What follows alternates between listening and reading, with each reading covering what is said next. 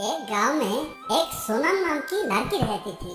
ऐसे तो सोनम एक मिडिल क्लास से बिलोंग करती थी, परंतु सोनम का सपना था वो बड़े होकर कलेक्टर बने और अपनी फैमिली का गरीबी मिटाए और हर एक परेशानियों का दूर करे।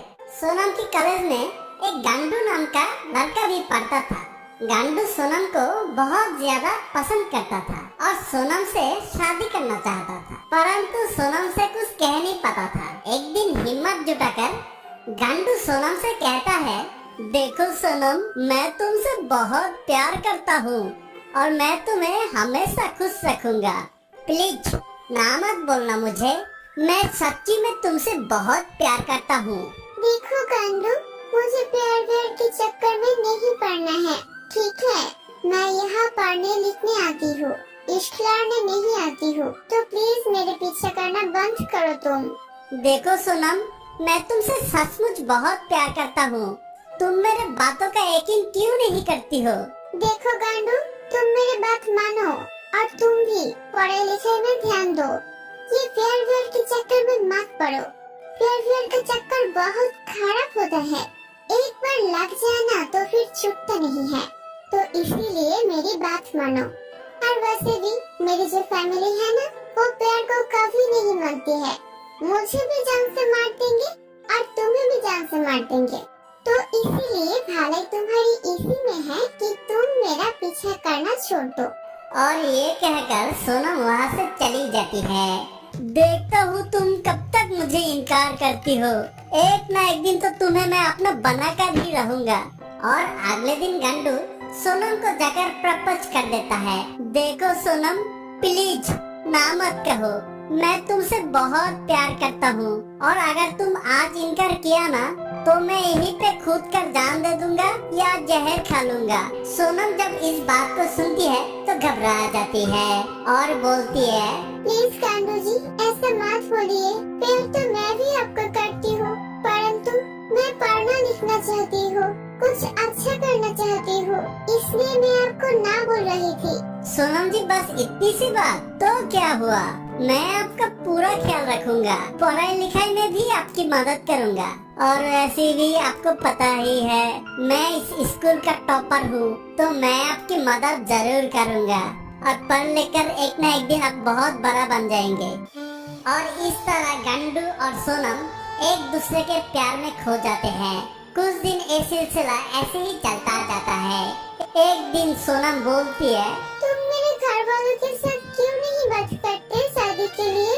हम यही छुप कर कितने दिनों तक मिलेंगे? हाँ सोनम, ये बात तो तुम ठीक कह रही हो। एक काम करता हूँ मैं तुम्हारे घर वालों से कल बात करता हूँ। वैसे तुम्हारे घर में कौन कौन रहता है? मेरी माँ रहती है और हम रहती है। क्यों, तुम्हारे पापा कहाँ रहते हैं? मेरे पापा हमेशा कंपनी के काम से बाहर ही रहती है। ठीक है सोनम, मैं कल तुम्हारे घर आऊँगा और तुम भी मेरी मदद करना ताकि मैं तुम्हारे माँ के सामने अपने प्यार का इजहार कर सकूं। ठीक है, आप आइए और आप बिल्कुल चिंता मत करिए, हम आपकी मदद जरूर करेंगे। अगले दिन गांडू सोनम के घर चला जाता है और उसकी माँ को जाकर बोलता है, मम्मी जी, मैं सोनम से बहुत प्यार करता हूँ और मैं सोनम से शादी करना चाहता हूँ। मैं सोनम को बहुत ही खुश रखूंगा। सोनम की माँ जब इस बात को सुनती है तो बहुत घबरा जाता है कि ये कौन है और कहाँ से मुंह उठाकर चला आया है जो डायरेक्ट मेरे लड़की का हाथ मांग रहा है। तभी सोनम की माँ बोलती है, बेटा, तुम्हारा नाम क्या है और तुम कहाँ रहते हो और ऐसे कैसे तुम मेरी बेटी का हाथ मांग रही हो? मम्मी जी, हम दोनों एक दूसरे से बहुत प्यार करते हैं और मैं सोनम के ही कॉलेज में पढ़ता हूँ। सोनम मुझे बहुत अच्छे से जानती है। सोनम बोल रही थी कि एक बार तुम मेरे माँ से बात कर लो। मेरी माँ बहुत ही अच्छे दिल की है, वो हम दोनों के रिश्ते को जरूर मान जाएंगे। इसीलिए माँ, मैं आपके पास आया हूँ, प्लीज ना मत कहिएगा और हम दोनों का प्यार एक्सेप्ट करिए माँ और हम दोनों को शादी करा दीजिए।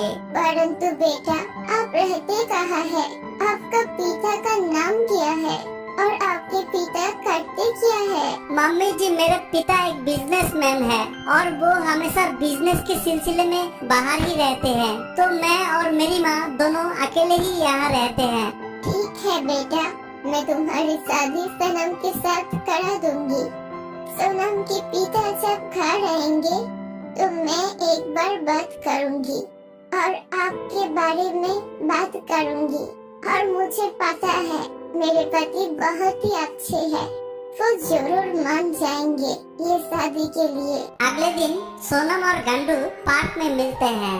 ओ जी, क्या बात है, आप तो मेरे मम्मी को मना लिया शादी के लिए। मैं तो आपकी दीवानी हो गई हूँ। अब हम दोनों को कोई भी अलग नहीं कर सकता। सोनम, क्या तुम मुझे सचमुच गंडू समझ रही थी? अरे मेरा नाम गंडू है, लेकिन मैं गंडू नहीं हूँ। मैं तुमसे प्यार करता हूँ और प्यार करने वाला कभी किसी से डरता नहीं है। अगर हम दोनों के बीच में कोई भी तीसरा आया तो हम उसे हवा मार के उड़ा देंगे। सोनम और गंडू एक दूसरे से काफी समय तक बात करते रहते हैं। तभी गंडू बोलता है, एक काम करते हैं सोनम, आज तुम मेरे साथ होटल में चलो, हम घुमा के तुमको लाते हैं। बहुत ही अच्छा जगह है, वो मेरे पिता खरीदना चाहते हैं और मेरे पिता बोल रहे थे एक बार होटल में घूम के आ जाओ। कैसा है होटल और उसकी सर्विस कैसी है? तो क्या तुम मेरे साथ चलना चाहोगी? हाँ हाँ, क्यों नहीं।